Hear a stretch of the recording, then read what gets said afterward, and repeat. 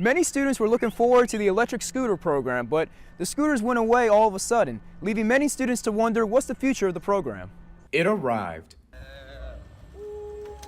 It zoomed onto the scene. Nicholls State University began its electric scooter program, but just about a week into the launch, it temporarily ended it. SGA President Austin Wynn said it was primarily safety reasons for the temporary ban.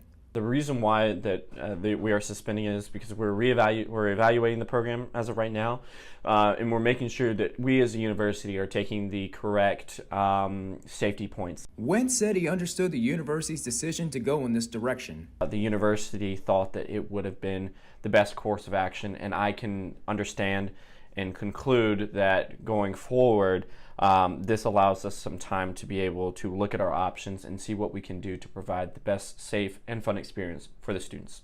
Wynn says he recognizes the doubts that some people have about the program, but he thinks that it'll get better as time goes along. We know that there's been some concerns, especially at the beginning, and that's totally understandable. Whenever we have a new program like this, and as large as this program is, we kind of figured that there was going to be some difficulty in getting this thing off the ground.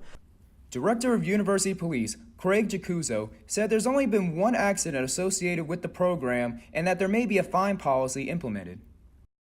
Well, for us, actually, in the police department, we only had one documented case of a student not obeying a stop sign and running through it. We knew there would be some bumps along the way of implementing the new program. I think it's an ingenious way for the students to get around. I fully support it.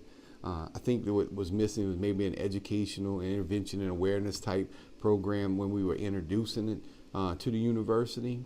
There is some discussion of implementing a fine policy strictly for the scooter program, where it's not equivalent to what we do with our traffic violations. They're looking at bringing in front the Parking Policy Committee, who sets policies for traffic also, then asking for a $15 fine, and it would be simply for not wearing a helmet. It would be something for running a stop sign, and even maybe reckless operation or careless operation of a scooter. The university sent out an email to all students reminding them of SPIN's policies, especially its helmet rule. Wentz said it's just another thing that the SGA will have to look at. There's other things that we have to be concerned about. You know, how do we make sure the helmets are disinfected, that type of thing. And so those are some of the kinks that we're still working out.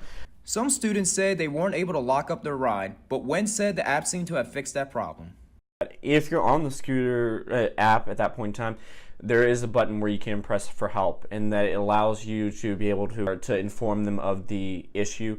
What's been then does is that it will generally refund the ride if they do find that there was an issue with being able to end the ride. Campus police advises students to wear helmets as they should and drive with the direction of traffic. And if they follow these regulations, everything should run just smoothly for the future of this program. Reporting for KNSU TV, I'm Daniel Benitez.